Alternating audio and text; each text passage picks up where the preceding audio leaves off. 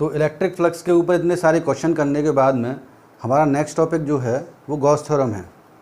और Gauss theorem 3 dimensional figure के लिए बताई जाती है और इस थ्योरम के अनुसार स्टेटमेंट मैं बोलूँगा कि वास्तव में गॉस थ्योरम इलेक्ट्रिक फ्लक्स को कैलकुलेट करने के लिए यूज़ में लाई जाती है। इलेक्ट्रिक फ्लक्स तो हमने पिछले वाले टॉपिक्स में भी कैलकुलेट किया था, पर वो 2D फिगर का किया था। 3D फिगर जो होती हैं, जो बाउंडेड सरफेस होती है, बाउंडेड सरफेस का इलेक्ट्रिक फ्लक्स कैलकुलेट करना हो तो हमें क्या करना होगा, गॉस थ्योरम का यूज़ करना होगा। बिल्कुल सही बात है। तो बाउंडेड फिगर कौन कौन सी हो सकती है? स्फीयर हो सकता है, पिरामिड हो सकता है, सिलेंडर हो सकता है, क्यूब हो सकता है ना। तो कोई भी फिगर जो वॉल्यूम घेरती है वो हमारी 3D फिगर कहलाती है। Is that clear?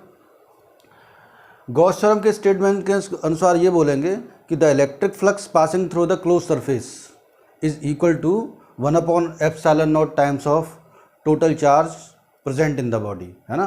दोबारा बोलता हूँ, the total flux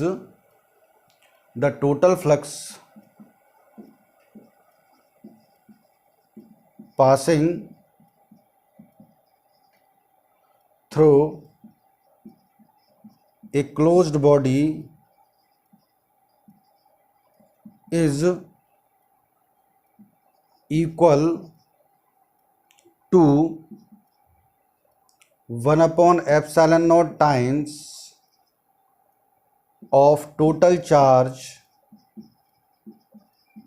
present in it। तो suppose that this is a irregular shaped body और irregular shaped body को हमने प्लस क्यू चार्ज दिया हुआ है। पिछले वाले टॉपिक्स में हम ये पढ़ चुके हैं, whenever charge is given to a body then that charge is uniformly distributed on its surface basically, है ना। तो suppose that this is a body of irregular shape and plus q charge is given to it and this charge is placed at the center O। तो इसका field दिखाऊंगा बच्चों, तो क्या ये नहीं होगा जो ब्लैक कलर की लाइंस दिखाई है? बिल्कुल होगा सर। तो क्या मैं इसको इलेक्ट्रिक फील्ड बोल सकता हूँ? बिल्कुल बोल सकते हैं। अब ये जो सरफेस दे रखी है आपको इनरेगुलर, इस इनरेगुलर सरफेस से जो कवर्ड जो फील्ड होगा, इनरेगुलर सरफेस से कवर्ड जो फील्ड होगा, उस कवर्ड फील्ड को ही तो फ्लक्स कहेंगे। बिल्कुल कहेंगे सर। तो यही तो स्टेटमेंट बोला गया कि फाई इज इक्वल टू होता है 1/ε0 times of the total charge content in it. तो इलेक्ट्रिक फ्लक्स जो है वो वास्तव में उसका कॉज कौन है, सोर्स कौन है? चार्ज। ये चार्ज है। अब इस चार्ज को आप स्टोर कर, इस चार्ज की वजह से जो इलेक्ट्रिक फील्ड है उसको आप बाउंडेड कर लीजिए, कवर कर लीजिए, और इस कवर करने के बाद में जो भी फील्ड होगा उसी को क्या कहते हैं हम? इलेक्ट्रिक फ्लक्स कहते हैं। तो गॉस थ्योरम ये कहती है कि जो इलेक्ट्रिक फ्लक्स होता है वो प्रैक्टिकली बॉडी के अंदर उपस्थित चार्ज पर डिपेंड करता है, बाहर वाले चार्ज से इसका कोई मतलब नहीं होता है। फिलहाल तो इसका स्टेटमेंट ही देख रहे हैं, प्रूफ हम आगे करेंगे इसका। तो phi is equal to summation Q upon ε0 है। जरा एक आध क्वेश्चन बना के देखते हैं एग्जांपल कि suppose that this is a irregular shape body, this one is a 2q charge, this one is 3q charge and another one is -q charge, और उसके बाहर +5q चार्ज रख देते हैं, है ना। कोई दिक्कत वाली बात नहीं है यहाँ तक। तो क्या हम इसका फ्लक्स बता सकते हैं बच्चों? बिल्कुल बता सकते हैं। फाई ई बराबर लिखेंगे आप समेशन क्यू अपॉन ε0। कितने आसान क्वेश्चन है देखिए। तो 1/ε0, इसकी वैल्यू तो आप पहले ही जान चुके हैं, कूलाम्स के लॉ वाले फॉर्मूले में 8.85 × 10⁻⁻12। तो इस तरह से टोटल चार्ज को लिखेंगे तो ये होगा बॉडी के अंदर कितना चार्ज है? 3q + 2q और फिर उसके बाद में -q। समझ में तो आ रहा है ना तुम लोगों को? तो ये 3q, ये वाला +2q और ये वाला -q। बाहर वाले चार्ज से हमें कोई मतलब नहीं है, इस वजह से हम कह सकते हैं 3 और 2 5 में से 4 जाएगा तो 4q बचेगा, और 4q upon ε0 is the answer of the question. Right down.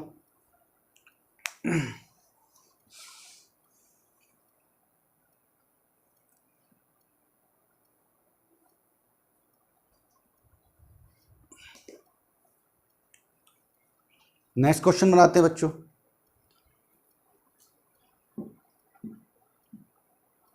हमने सिलेंडर का क्वेश्चन तो करा दिया था आपको कि इलेक्ट्रिक फील्ड था और इलेक्ट्रिक फील्ड में हमने सिलेंडर को रखा और ये बताया कि किसी भी तरह की 3D फिगर रखें आप एक्सटर्नल इलेक्ट्रिक फील्ड में, हर बार फ्लक्स कितना आना है आपका? 0 आना है ना। अब एक और क्वेश्चन बनाते हैं। कोई हमारे पास में क्यूबिकल सरफेस है इस तरह से, क्यूबिकल सरफेस के सेंटर पर हमने क्या रख दिया है, एक प्लस क्यू चार्ज रख दिया है। क्वेश्चन ये है, find flux passing through one face, एक फेस से गुजरने वाला फ्लक्स बताना है। Whenever we are studying the Gauss theorem, तो गॉस थ्योरम के स्टडी के दौरान हमें ऑब्जेक्ट की शेप और साइज से कोई मतलब नहीं होता। ऑब्जेक्ट की शेप को चाहे आप 2 टाइम्स 3 टाइम्स 4 टाइम्स कितना ही बढ़ा दें, फ्लक्स पर कोई इफेक्ट नहीं पड़ता। फ्लक्स तो ओनली डिपेंड करता है charge content in the body. अब हमसे ये कहा गया है कि this is a close surface. Suppose that आप जिस कमरे में बैठे हुए हैं या रहते हैं वो भी एक क्लोज सरफेस है, उसकी 6 दीवारें होती हैं, एक क्यूबिकल या क्यूबोडिकल शेप का कमरा होता है। उसके अंदर आप कोई चार्ज को रखें और कमरा पूरी तरह से बंद हो, तो फ्लक्स कितना लिखोगे आप गॉस थ्योरम के लिए, phi is equal to summation Q upon epsilon naught. Gauss theorem ये कहती है कि चार्ज जो है जितना बॉडी के अंदर प्रेजेंट रहता है वही फ्लक्स के लिए रेस्पॉन्सिबल होता है, उसकी शेप और साइज नहीं।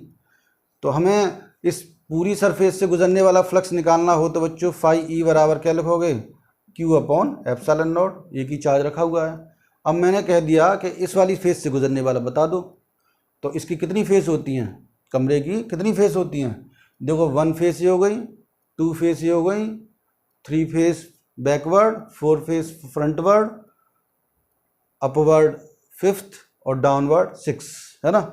देख लीजिए 6 ही फेस होती है ना कमरे की। एक फिगर दिखा देता हूँ, 1 2 3 4 5 और 6 फेस हो गई। इसे बंद कर दीजिए, इस तरह से चार्ज इसके अंदर रख दीजिए, तो फील्ड यहाँ से भी गुजरेगा, यहाँ से भी गुजरेगा, इधर से भी गुजरेगा, इधर से भी गुजरेगा, नीचे से भी गुजरेगा, ऊपर से भी गुजरेगा। सबको बात क्लियर हो रही है ना। एक बल्ब भी लगा दूँ सपोज दैट, फील्ड तो हमें नहीं दिखता है, लाइट तो दिखती है, बल्ब लगा दूँ इसके अंदर तो फील्ड यहाँ से भी गुजरेगा, इधर से भी गुजरेगा, लाइट इधर से भी गुजरेगी, इधर से भी गुजरेगी, इधर से भी गुजरेगी, हर तरफ से गुजरेगी। तो जब किसी क्लोज सरफेस से जो भी फील्ड गुजरता है उस फील्ड को फ्लक्स कहते हैं, वो क्यू अपॉन एप्सिलॉन नॉट लिखा जाएगा। अब इसकी 6 फेसेस थी तो एक फेस से गुजरने वाला फ्लक्स लिखोगे तो phi dash E is equal to होगा 1/6 फाई ई, तो 1/6 q upon epsilon naught, this is the answer. अब यदि मैं ये कहूँ इस वाले क्वेश्चन में, सोचिए जरा कि 2 फेस से गुजरने वाला बताओ, तो बिल्कुल बता सकते हैं सर, 2 का गुणा कर दीजिए यहाँ पर। 3 फेस से गुजरने वाला बताना होगा तो 3 का इंटू कर देंगे, कोई दिक्कत वाली बात नहीं है। यहाँ तक बनाइए।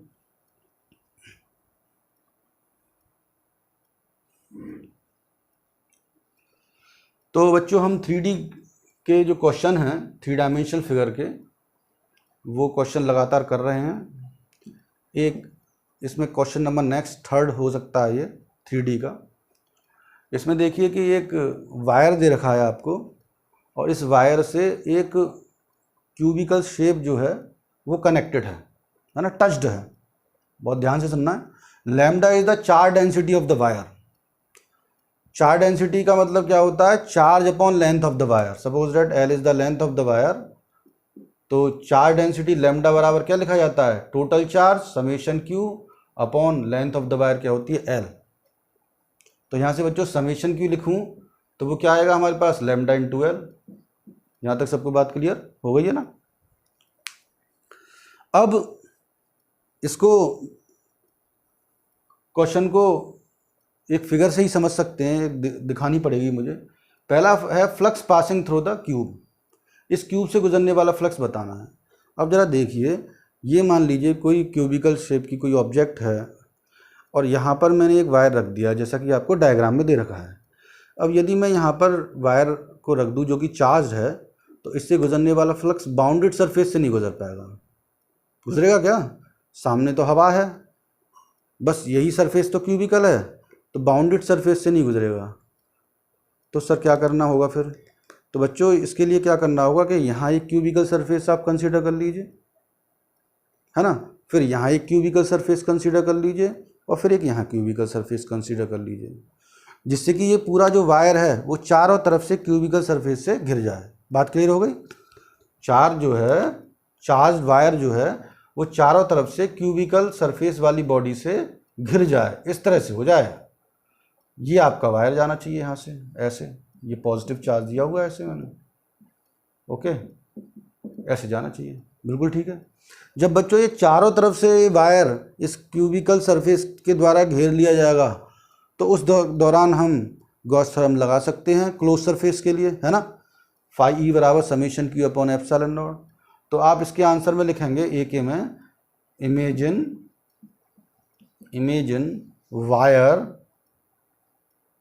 Wire is surrounded by 4 cubical surfaces, है ना। और जब चारों सरफेस से गुजर जाएगा, चारों तरफ से सरफेस होंगी, तो अब आप आसानी से गॉस थ्योरम लगा सकते हैं। तो फाई ई बराबर क्या लिखोगे मेरे प्यारे बच्चों, summation Q upon epsilon not, ये फॉर्मूला पढ़ाया गया है। समेशन क्यू की वैल्यू ये लगा दीजिए आप, तो ये लिखेंगे आप lambda into L upon epsilon not, है ना। क्या ये क्वेश्चन अभी थोड़ी देर पहले जो कराया था पिछला वाला उसी तरह नहीं है क्या, है ना। तो ये चारों क्यूबिकल सरफेस से गुजरने वाला फ्लक्स आ गया, वहां पर था 6 फेसेस से गुजरने वाला flux, summation Q upon epsilon not. अब यदि एक क्यूबिकल सरफेस दे रखी है आपको तो सर क्वेश्चन में, ये इससे गुजरने वाला फ्लक्स निकालना हो तो क्या करेंगे, सोचिए। अरे बच्चों ये करेंगे फाई डैश ई बराबर चारों से गुजरने वाला ये था, तो एक से गुजरने वाला हो जाएगा 1/4 फाई ई, जैसे अभी थोड़ी देर पहले क्वेश्चन में किया था। 6 फेज से गुजरने वाला फ्लक्स था summation Q upon epsilon naught, तो एक फेज से गुजरने वाला फ्लक्स कितना है, तो 1/6 का डिवाइड लगाया था ना। तो ऐसे यहाँ पर 4 से गुजरने वाला था ये वाला, इक्वेशन नंबर 2 के अनुसार, तो एक के से गुजरने वाला निकालेंगे तो बाई 4 कर देंगे, आंसर आ गया आपका lambda L upon 4 epsilon not. Write down, ये आ गया। ये सारे क्वेश्चन जो हैं जो मैं करा रहा हूँ आप लोगों को वो जीके नीट के हैं, और बड़े ही अच्छे क्वेश्चंस हैं जो कि आपके टॉपिक्स को फुली कवर कर रहे हैं, और वही क्वेश्चंस हैं जो एग्जामिनेशन में अक्सर पूछे जा रहे हैं। तो आप इन क्वेश्चंस को बहुत ध्यान से करिए, बार बार रिवीजन करिए, और ईश्वर ने चाहा और आपकी मेहनत रही तो आपका आईआईटी और नीट इसी तरह से निकल जाएगा। देखिए सेकंड पार्ट इसका, flux passing through the surface which are in contact with wire. देखिए ये सरफेस देख लीजिए आप, अब मैंने मान लीजिए बच्चों वायर यहाँ लगा दिया ऐसे,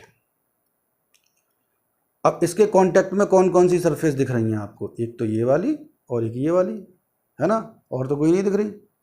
एक ये वाली और ये वाली नॉन कांटेक्ट है, और ये वाली कैसी है, कांटेक्टेड है, ये वाली 2 सरफेस।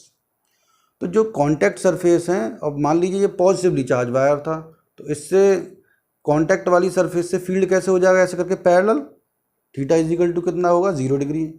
ऐसे इस वाली सरफेस से सोचिए, यहाँ पॉजिटिव चार्ज है वायर पर, तो ये भी पैरेलल हो जाएगा, तो थीटा बराबर कितना हो जाएगा 0। तो 2 सरफेसेस से गुजरने वाला फ्लक्स जो है, कांटेक्ट सरफेस से गुजरने वाला फ्लक्स कितना हो जाएगा 0। Very good. तो इस तरह से बी का आंसर क्या लिखना चाहिए, phi E is equal to 0 लिखेंगे, है ना, क्योंकि इलेक्ट्रिक फील्ड और area vector in 2 contact surface से 0 डिग्री का एंगल बना रहा था, है ना, वायर ऐसे रखा था, तो इलेक्ट्रिक फील्ड इसका भी पैरेलल, इसका भी पैरेलल, तो आप थीटा इज इक्वल टू क्या लिख देंगे 0। तो फाई ई बराबर लिखेंगे, sorry, theta is equal to theta is equal to 90 लिखा जाएगा, और फाई ई बराबर लिखोगे E into A into cos 90, और कॉस 90 की वैल्यू है 0, है ना। देखिए दोबारा से, ये वायर है, वायर से इलेक्ट्रिक फील्ड यूँ जा रहा है, एरिया वेक्टर की डायरेक्शन निकालो तो पेन का टिप रखोगे ना, है ना, मिसअंडरस्टैंडिंग हो जाती है, तो एरिया वेक्टर की डायरेक्शन तो बाहर आ जाएगी, इलेक्ट्रिक फील्ड ऐसे है तो 90 डिग्री का एंगल बना, फ्लक्स कितना आ गया 0। और लिखिए इसको, राइट डाउन। तीसरा वाला पार्ट और देखते हैं बच्चों, नॉन कांटेक्ट विद वायर। इसमें कुछ और सोचना पड़ेगा हमें।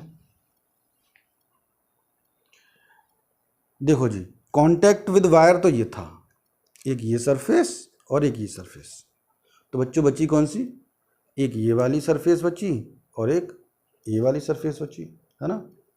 दो सरफेस बची, एक तो कांटेक्ट वाली तो एक ये हो गई, एक ये वाली, तो बची हुई कौन सी हो गई, ये दोनों। अब यहाँ से फील्ड लाइंस तो हमारे पास गुजरेंगी, 0 डिग्री का एंगल बनाएंगी, है ना।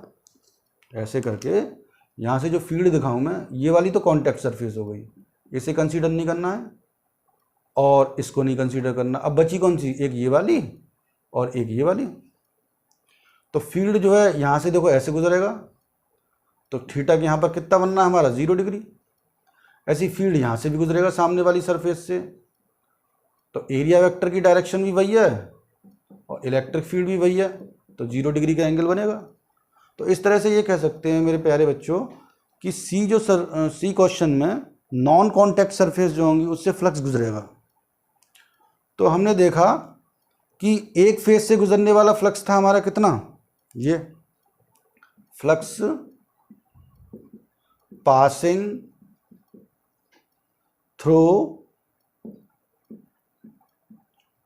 वन फेस,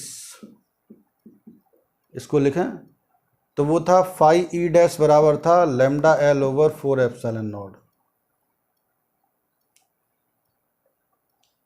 तो बाकी बची हुई 2 से गुजरने वाला फ्लक्स कितना होगा, flux passing through rest two surface, क्या कर देंगे 1/2 का डिवाइड लगा देंगे, आंसर आ जाएगा। ठीक है, तो क्या हम ये समझ चुके हैं कि हम अलग अलग तरह की फिगर का फ्लक्स कैसे कैलकुलेट कर सकते हैं, गॉस थ्योरम कैसे अप्लाई कर सकते हैं। गॉस थ्योरम का प्रूफ हम लोगों ने आगे वाले टॉपिक्स में करना है, पर हम यहाँ ये लगाना सीख गए कि गॉस थ्योरम सिर्फ बाउंडेड सरफेस के लिए पॉसिबल है ना, और गॉस थ्योरम सिर्फ चार्ज पर डिपेंड करती है, जो चार्ज बॉडी के अंदर प्रेजेंट रहता है ना।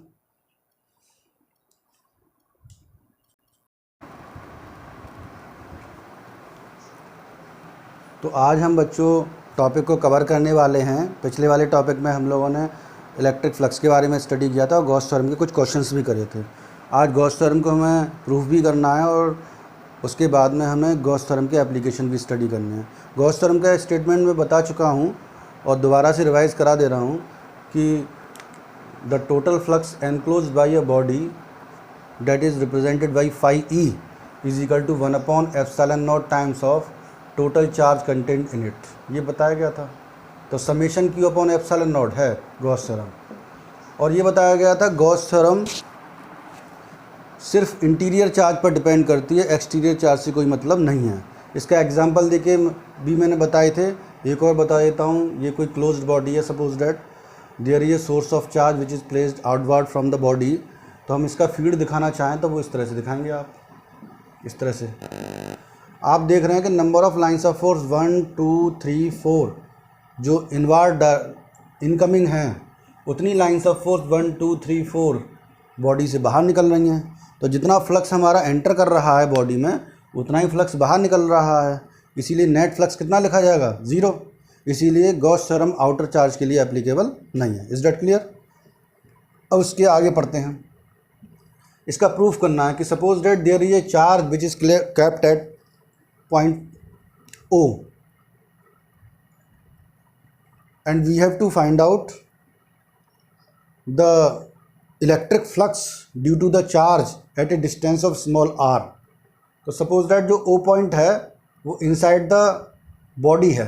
Suppose that there is a spherical body and inside this body there is a charge named as +Q is kept. अब हमें इससे गुजरने वाला फ्लक्स निकालना है।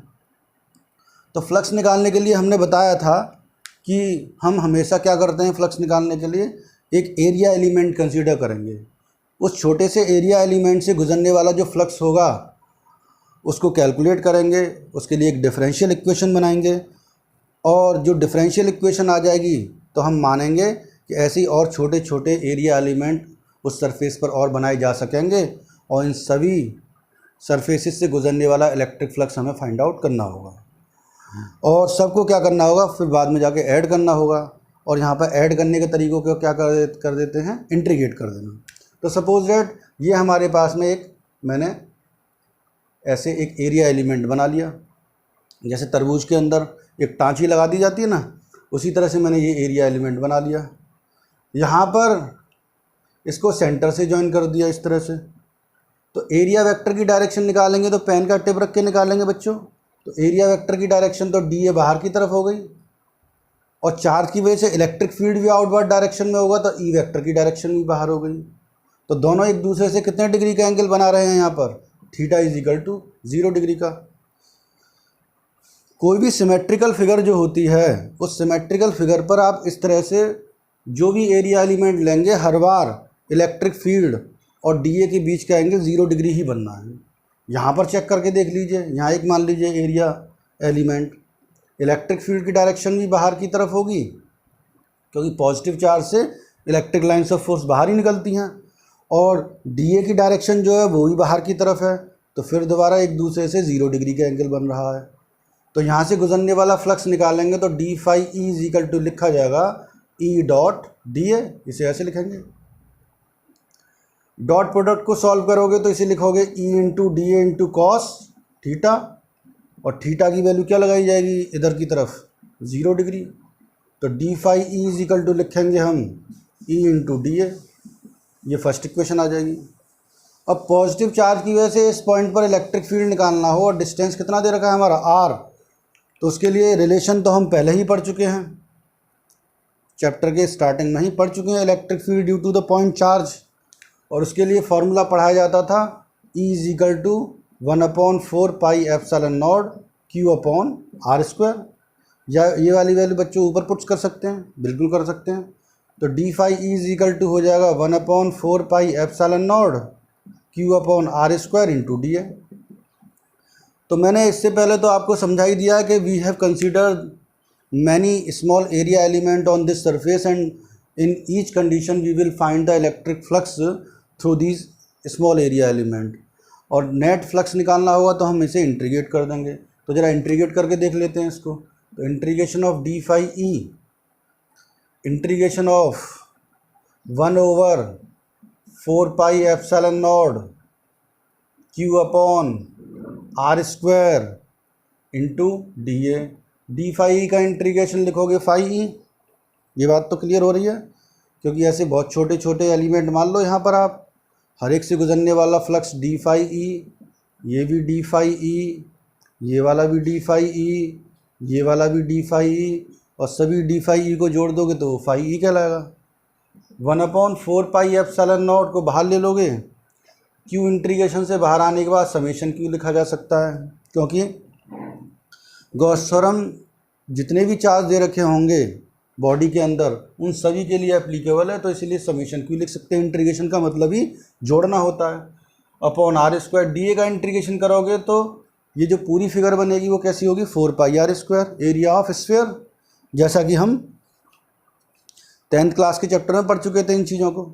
तो इस तरह से इसे सॉल्व करके देखते हैं। तो 4 पाई आर स्क्वायर से 4 पाई आर स्क्वायर कट जाएगा आपका, और फाई ई बराबर लिख सकोगे summation Q upon epsilon naught.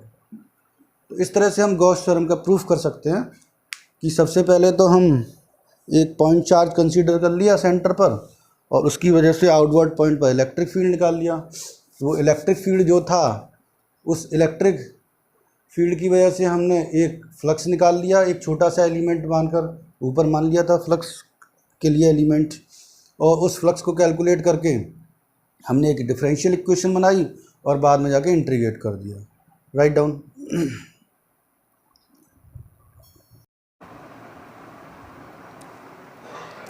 Gauss theorem को कंप्लीट करने के बाद बच्चों अब हम लोगों को गॉस थ्योरम के एप्लीकेशन को स्टडी करना है। हमने गॉस थ्योरम में तो ये किया था कि इलेक्ट्रिक फील्ड की वजह से फ्लक्स फाइंड आउट किया था, और फ्लक्स पढ़ाया था जब मैंने पिछले वाले टॉपिक्स में, तो बताया था इलेक्ट्रिक फील्ड का मैग्नीट्यूड को स्टडी करना, इलेक्ट्रिक फील्ड के मैग्नीट्यूड को स्टडी करना ही हमारा क्या है, फ्लक्स है। तो इस तरह से हमने इलेक्ट्रिक फील्ड से क्या फाइंड आउट किया था, फ्लक्स। एप्लीकेशन में क्या करना है कि फ्लक्स से हमें इलेक्ट्रिक फील्ड में कन्वर्जन करना है। बात समझ में आ गई आप लोगों को। एप्लीकेशन में हमें फ्लक्स से इलेक्ट्रिक फील्ड को कैलकुलेट करना है, और ये वाला जो टॉपिक है ये बहुत इम्पॉर्टेंट है, जो हमें पढ़ना है। इलेक्ट्रिक फील्ड ड्यू टू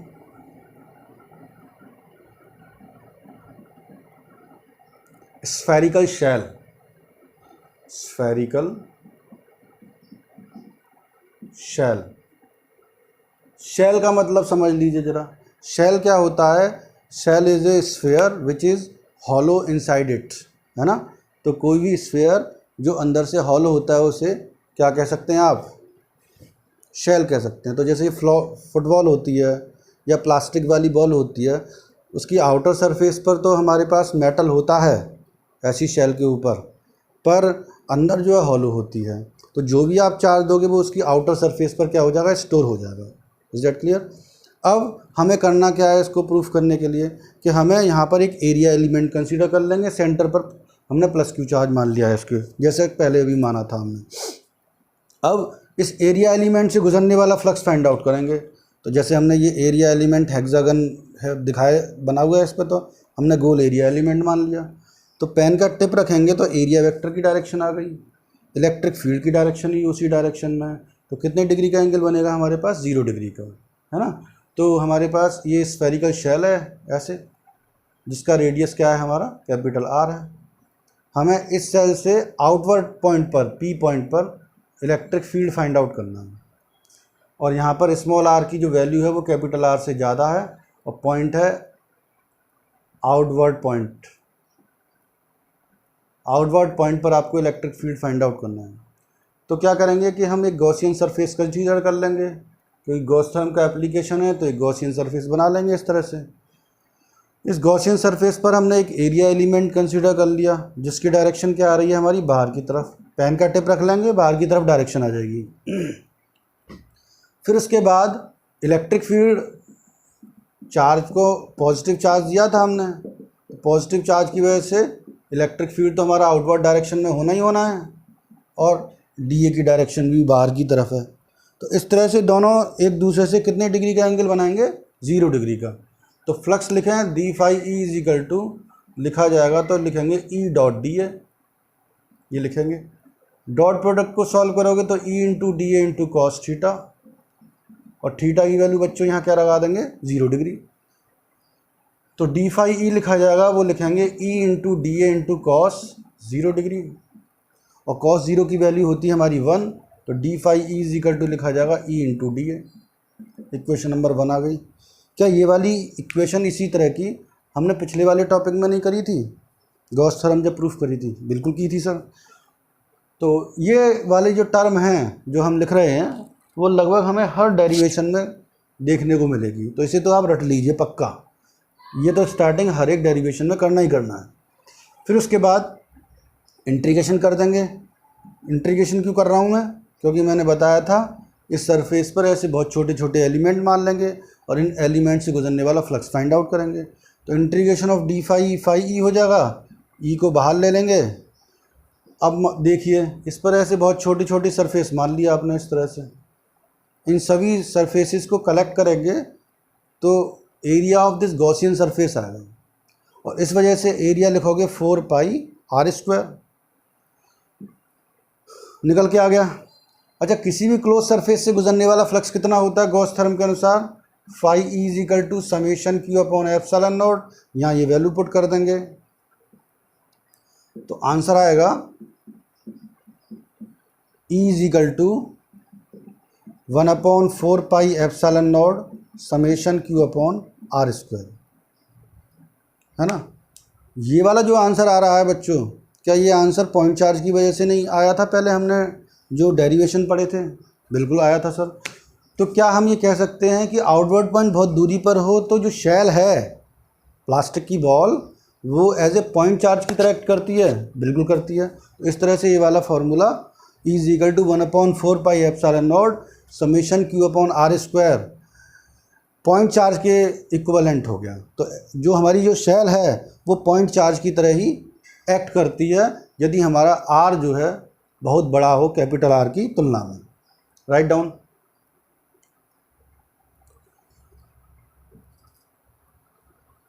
फिर उसके बाद on the surface of shell, 3 point पढ़ने हैं यहाँ पर। On the surface of shell बात कर रहे हैं बच्चों। तो जब आप on the surface of shell बात करेंगे on the surface of shell, on the surface of shell बात करी जाएगी तो क्या सिनेरियो ये नहीं बनेगा, आर इसका रेडियस था और पी पॉइंट भी आपने उसी पर ले लिया शेल के ऊपर ही, तो गॉसियन सरफेस बनाई जाएगी। वो गॉसियन सरफेस इसकी पेरीफेरी के ऊपर ओवरलैप करेगी, ऐसे ब्लैक कलर के मार्कर से दिखाया मैंने। तो क्या मैं small r is equal to capital r नहीं लिखूंगा? बिल्कुल लिखूंगा मैं।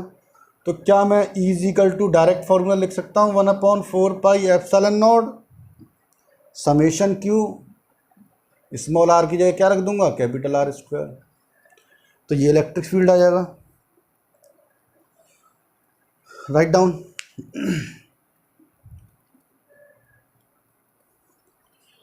फिर उसके बाद तीसरी प्रॉपर्टी जो कि बड़ी इंपॉर्टेंट और बहुत पूछी जाती है एग्जामिनेशन में, थर्ड पॉइंट है आपका inside the shell, inside the shell. और इस वाली प्रॉपर्टी में आपको कुछ पुरानी वाली बातें भी मैं याद दिलवाने वाला हूँ। इनसाइड द शेल में हमने ये पढ़ा था कि किसी कंडक्टर के अंदर इलेक्ट्रिक फील्ड कितना रहता है? 0। यही प्रूफ होके आने वाला है। देखिए ये हमारे पास में आर रेडियस का शेल है, बिल्कुल ठीक है सर। पी पॉइंट में अंदर मान लूँ इस तरह से, तो ये डिस्टेंस स्मॉल आर हो गई, बिल्कुल ठीक। अब स्मॉल आर की वैल्यू क्या कैपिटल आर से कम नहीं है? बिल्कुल है सर। तो क्या मैं इसको गॉसियन सरफेस ऐसे बना सकता हूँ? अंदर चार्ज कहाँ था बच्चों? बाहर। सरफेस कहाँ रह गई? अंदर गॉसियन सरफेस। इसका मतलब जो भी फील्ड है वो गॉसियन सरफेस को क्रॉस नहीं कर रहा है, आप देख रहे हैं, है ना? गॉसियन सरफेस को क्रॉस नहीं कर रहा है, इसीलिए फ्लक्स की वैल्यू क्या हो जाएगी? यहाँ पर 0 हो जाएगी। और फाई ई बराबर फॉर्मूला हम जानते थे ई इंटू ए होता था, 0 बराबर ई इंटू ए, और ई बराबर क्या आ जाएगा आपका? 0 आ जाएगा। तो इनसाइड इलेक्ट्रिक फील्ड क्या रहता है हमारा? 0 रहता है। तो हमें रफली सब चीज़ें याद हो जानी चाहिए। अंदर फुटबॉल के इलेक्ट्रिक फील्ड क्या रहता है? 0। स्फेरिकल शेल है, उसके अंदर इलेक्ट्रिक फील्ड कहाँ रहेगा? 0 रहेगा। On the surface of shell electric field maximum होगा, और जैसे जैसे आप बाहर जाते जाएंगे इलेक्ट्रिक फील्ड की वैल्यू 1/r² वाले लॉ से, 1/r², स्मॉल आर स्क्वायर फॉर्मूले में लिखा हुआ है वो पहले, उस वाले लॉ से इलेक्ट्रिक फील्ड की वैल्यू लगातार घटती जाएगी। Write down.